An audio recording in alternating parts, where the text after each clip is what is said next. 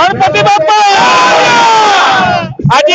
2025 गणेश पूजा जो विसर्जन प्रोग्राम है मारवाड़ी जटनी सिटी शाखा द्वारा गोटे भव्य आयोजन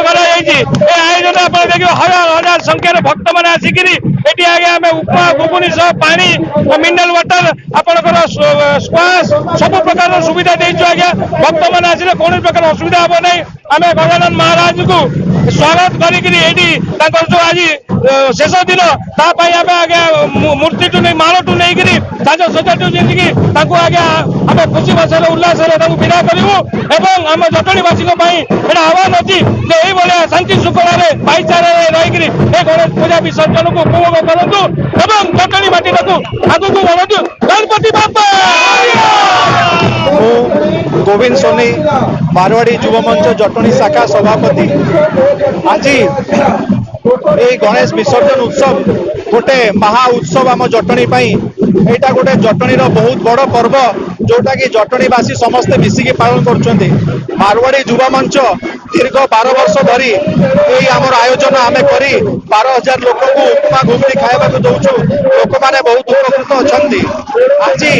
जेहेतु गोटे ग्रहण दिनटा कौटी भी खाइबा सुविधा उपलब्ध नहीं आमे सबु सुविधा जोगई लोक मान उपकृत करुचु आमर 60 लोकंर टीम आमर समस्ते लगी जाइछन्ती आज ये कार्यटा को सफल करने। जय हो गजानन महाराज की जय। सूरज पाइकराय पूर्वतन विधायक शरद पाइकराय पुत्र गणेश पूजा जटनीर महाराष्ट्र पर सबुठ बड़ पूजा कहले अत्युक्ति हम ना भाईचारार पर्व समस्ते खुशी सहित पालन कर बहुत दीर्घ दिन धरिकी तो मुझे आशा करी जमती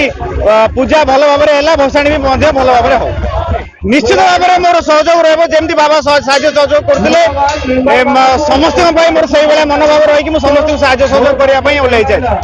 आज आम मैंने जटणीवासी गोटे महोत्सव पालन कर गणेश महाप्रभु को विराजना मैंने विदाई दौचु संगे संगे लोक मान अल्प आहार व्यवस्था हो धन्यवाद देवा चाहूँगी जटणी मारवाड़ी आमर सतीश शर्मा को जो आमर जो व्यवस्था है आनुकूल्य आम कम करुचु एवं मुझे धन्यवाद देवी पूरा जटनी समाज को जो मैंने आसिक उपस्थित होकर आमको आशीर्वाद दौरान एवं धन्यवाद देवी जटनी प्रशासन मान जो मैंने स्वीकृत भाव आमको ये कमटा कर जय जगन्नाथ जय श्री श्याम।